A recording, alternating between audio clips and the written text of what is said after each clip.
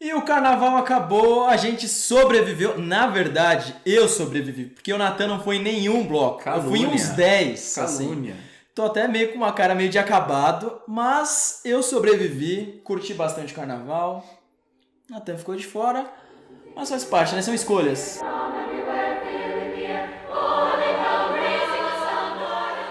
Steven é um cirurgião bastante calmo que mantém uma relação estranha com um garoto, o Martin. Quando o filho de Steven perde a movimentação das pernas, ele começa a se deparar com dilemas do passado. Dilemas do passado tenho eu com a filmografia do Yorgos, mas eu juro que dessa vez eu tentei assistir o filme. Dessa vez, então das outras Não. garoto. Não, na verdade... Pegou aqui, ó, em câmera. Quando eu assisti esse filme, eu tentei ser... assim, o mais sem neutro. Preconceito possível, juro. Então, antes de qualquer coisa, a gente vai fazer uma outra propaganda da gente mesmo aqui. Sim. Caso você não tenha assistido, a gente lançou um vídeo sobre O Dente Canino, que é um outro filme do Yorgos Lanthimos. Muito bom. Numa playlist nova que a gente criou, Sim, de vídeo assistam. essays, que a gente vai analisar filmes, filmografias e tudo mais. Então, confiram lá, caso vocês não tenham assistido. Ó, ficou bom mesmo. Tá no cardzinho aqui em cima. Então vamos ao servo sagrado aí. Yorgos tem uma autoralidade assim muito forte. Se você chegou a assistir o vídeo do Dente Canino, você vai ver que são sempre situações muito estranhas, com personagens muito estranhos e tramas que vão se desenrolando de formas assim, macarronescas. Diálogos aí que remetem a algo meio infantil. É, uma coisa assim, sempre meio que monocórdica, porque eles não expressam sentimento algum na fala deles. É uma coisa assim que ele vai sempre no mesmo tom. Justamente o estranho sai disso, né? Tanto que se você for pegar uma cena que seria muito comum num outro filme, como a Nicole Kidman regando umas plantas de noite, enquanto a câmera tá meio que fazendo um push-in nela, você vê que é um negócio assim muito bizarro, porque ele faz um pedido pra filha que você fica assustado. De certa forma acaba sendo meio que um filme de choque, assim. Ele não tem uma violência gráfica, mas existe ali uma violência em que está no ar ali. E é uma coisa assim que ela vai sempre num ritmo crescente. A gente comentou lá no Dente Canino, aquele gráficozinho que sempre vai estoura e de repente ele vai se estabiliza para um estouro cada vez maior. Acho que aqui também acontece a mesma coisa. Que é aí que eu acho que às vezes é onde ele perde a mão. Mas falaremos disso Chegamos daqui a pouco. lá daqui a pouco.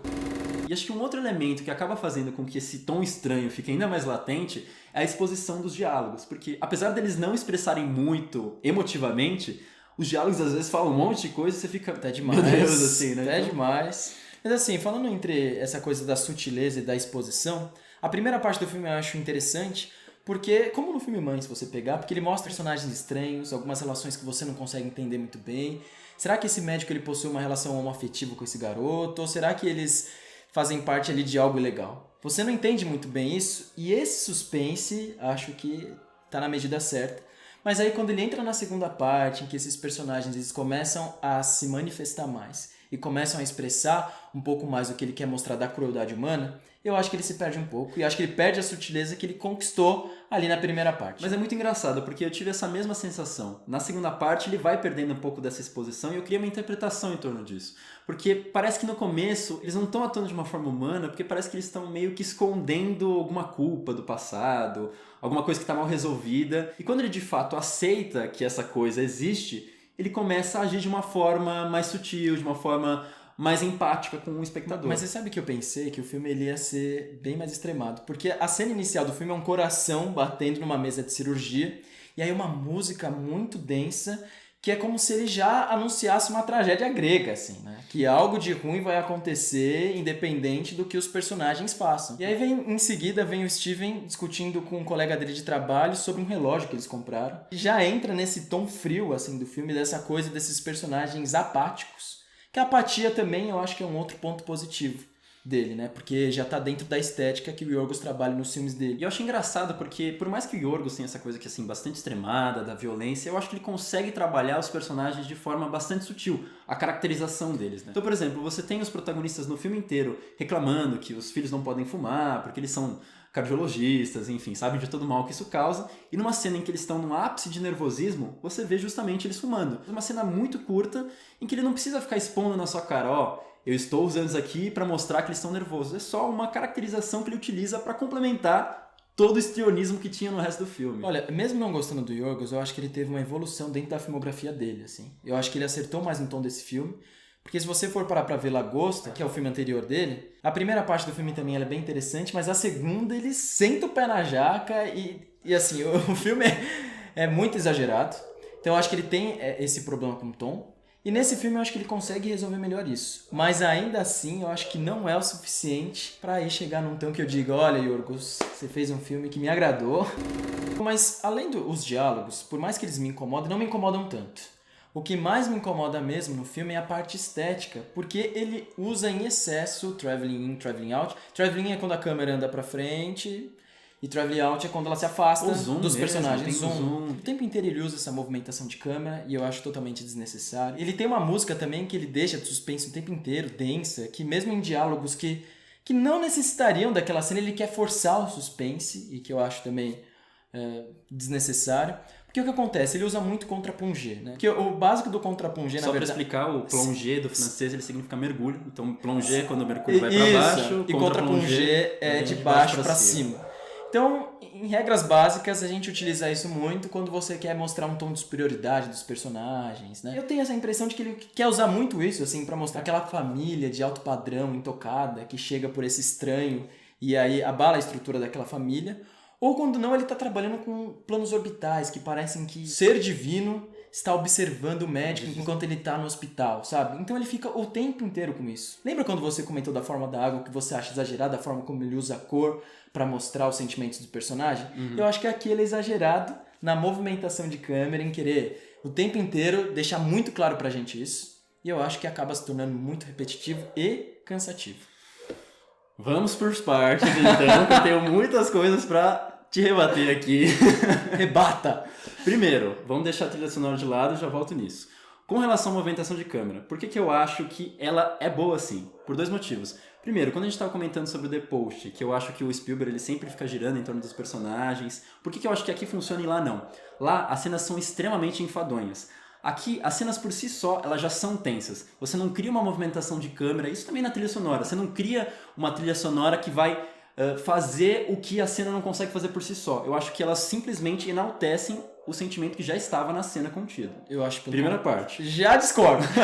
E vamos lá, com relação a essas câmeras que você falou que são orbitais, câmeras que vão se movimentando, eu acho que o Yorgos aqui ele consegue criar uma linguagem em torno disso. Por quê? No começo do filme você vai se inteirando com essa estética, com tudo isso que vai acontecendo. Conforme o filme vai ficando cada vez mais louco, não só as câmeras não param de se mexer o tempo inteiro, como essas câmeras orbitais, esse meio que uma visão de Deus de distante que você comentou, elas vão ficando cada vez mais distantes. Então ela começa cada vez mais de longe se aproximar dos personagens, de forma que os personagens ficam cada vez mais diminutos em quadro. Só que quando você começa a entender qual que é o conflito de fato, todas essas loucuras começam a diminuir de intensidade.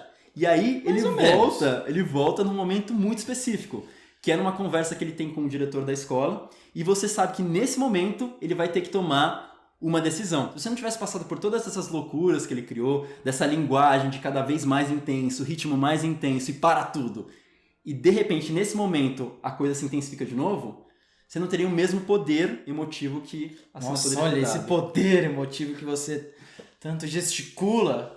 Primeiro que nessa cena do diretor, eu acho essa câmera desnecessária. Não precisava dessa movimentação de câmera, como várias outras cenas. Eu acho que assim, se o diálogo já é expositivo, se já há um estranhamento, se já há uma trilha musical que é densa, por que colocar essa câmera o tempo inteiro? Eu acho que ela, ao invés dela contribuir mais, ela me cansou, por exemplo. Tinha hora que eu falei, mas de novo ele tá usando essa movimentação de câmera, mas de novo isso. E enfim, com relação à trilha sonora, acho que acontece exatamente a mesma coisa. Ele vai crescendo, cada vez mais estridente, porque no começo você até consegue entender. A trilha sonora às vezes faz um raccord com a própria campainha.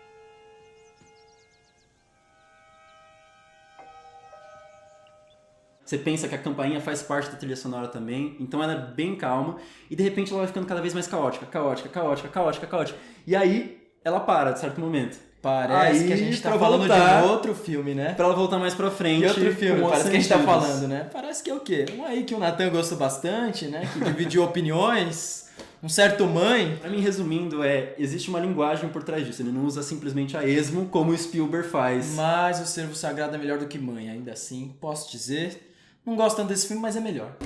E outro ponto muito forte aí na filmografia do Yorgos é que ele sempre discute essa coisa da crueldade do ser humano para com o outro, né? Essa coisa do vazio da família, principalmente da família burguesa.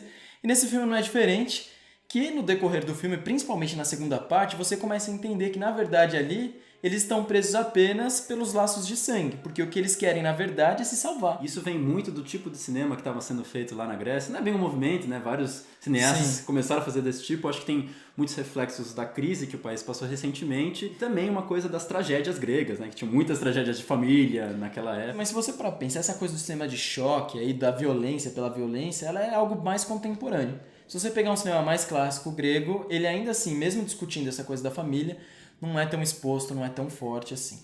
Bom, e só comentando essa questão da tragédia grega, eu queria fazer uma metáfora aqui, o senhor falou que é exagerado, não é mesmo? Faça essa metáfora. Mas eu corro o risco de cair um pouquinho nos spoilers, então eu vou deixar aqui a marcação, vocês pulam aqui por esse tempo, caso vocês não tenham assistido o filme ainda. A metáfora que eu quero fazer aqui é do título do filme, O Sacrifício do Ser Sagrado. A gente se pergunta, né, por que tem esse nome bizarro? Eu fui fazer uma simples busca lá no Google e eu tive 2 resultados. O primeiro, no Japão, os cervos eles são vistos como os animais sagrados. Eu também pesquisei. Exatamente, porque eles eram vistos como mensageiros dos deuses. E a segunda busca foi uma coisa relacionada com a Grécia, agora, da tragédia da Ifigênia, que é uma coisa que acho que eles até comentam durante o filme. Resumindo, em linhas gerais, o rei Agamenon, ele enfurece a deusa Ártemis, que é a deusa da caça, porque ele mata um cervo numa floresta sagrada. Para se desculpar dela, a Ártemis pede que o Agamenon ele sacrifique a filha dele, a Ifigênia. Acontece lá uma série de desventuras, mas no final das contas, a própria Ifigênia ela se prontifica para se sacrificar. Quando isso vai acontecer, a Ártemis transforma ela num servo sagrado para se assumir a sacerdotisa dos deuses, em outras palavras, a prostituta dos deuses lá. Se a gente for por essa última análise da tragédia grega, acho que a metáfora é mais óbvia, assim, essa moeda de troca para resolver problemas do passado. Eu vou ser mais simplório ainda. Pra mim é basicamente olho por olho, dente por dente. Você pegou o meu, eu quero um seu e a gente tá resolvido. Tá resolvido. É isso. Mas acho que se você for por essa interpretação do mito japonês, a coisa fica mais legal. Você tá vendo? Você que escolhe as interpretações que você tem do filme, aí você acaba deixando ele grandioso. Ou às vezes nem tanto, fazem sentido. Mas às vezes o quê? Yorgos pensou em quê? Em sanduíche de mortadela. Não, mas o título do filme não é sanduíche de mortadela, é o sacrifício do servo sagrado, né, meu querido? Não, tô brincando. É o seguinte, nessa interpretação, o garoto, o Martin, ele serviria como se fosse um mensageiro, meio que um diabinho de uma culpa, lembra que eu tava falando da culpa antes? Sim. Dessa culpa que assola o Colin Farrell. Então, o mensageiro que tem poderes divinos, que é o mensageiro de Deus, que causa todo esse fuá na família. Então, mesmo que fisicamente ele estivesse sacrificando um membro da família, até mesmo esse garoto, figuradamente, era como se ele estivesse dando um fim nessa culpa, mesmo que de uma forma desprezível, né? Ou se a gente for parar pra pensar, o Martin, ele praticamente não existiu, e na verdade ele só acentuaria as paranoias e os problemas que essa família carrega. Então pode ser que ele não existia, essa família era extremamente problemática e causou aí o fuá. Então, mais uma vez, ó, a crise da família burguesa. Mesmo Yorgos assim, conseguiu de novo. Mesmo assim, não. Engraçado que ó, o cara fala que gostou, tira a interpretação, mas depois é hater. Não se Não permite sou a sentir o que sentiu. Eu coloquei os pontos interpretou. Eu coloquei os pontos positivos e os pontos negativos. Vou dar um outro exemplo aí de diretor, né, que já que a gente tá falando de mal-estar da família. Se você pega a Lucrécia Martel, por exemplo, que o último filme dela a gente sabe que não foi lá aquelas coisas, mas ela tem um filme chamado Pântano, que ela cria também esse mal-estar familiar, faz alegorias ao sagrado ou algo do tipo. Ela não precisa dessa câmera que se movimenta o tempo inteiro, é um filme muito mais cru. E ela também não precisa dessa música, porque ela consegue criar um clima de tensão incrível só com o som ambiente. E agora eu vou dar um outro exemplo também. Agora é um filme nacional, que esse aí é um filme que pouca gente gosta. Mas eu acho que esteticamente ele é muito bem resolvido, talvez, não sei se até melhor, do filme do Yorgos. Mas é o Clarice Alguma Coisa Sobre Nós Dois, do Petros Cariri. Que ele também discute essa coisa do mal-estar familiar e também não tem música, tá? São 2 estilos completamente diferentes. Ou você gosta da tragédia grega ou você gosta do minimalismo. Acho que os dois funcionam aos seus modos. Ou não. Talvez não, né? Yorgos, ó, eu sou Team Yorgos até o fim. Eu sou Team de filme bom. Se o Yorgos um dia fizer filme bom, eu vou gostar do filme bom. Por enquanto eu não gostei, não gosto e é isso aí. Bom, depois dessa discussão aí filosófica, cheia de metáforas, de que fazem sentido ou não, dessa discussão toda entre concordar ou não se gosta do Yorgos, assistam o Dente Canino, o vídeo que a gente fez lá. Assista o filme também, depois você assistir e fala o que vocês acharam também. Certo? Então valeu aí por ter assistido e até a próxima.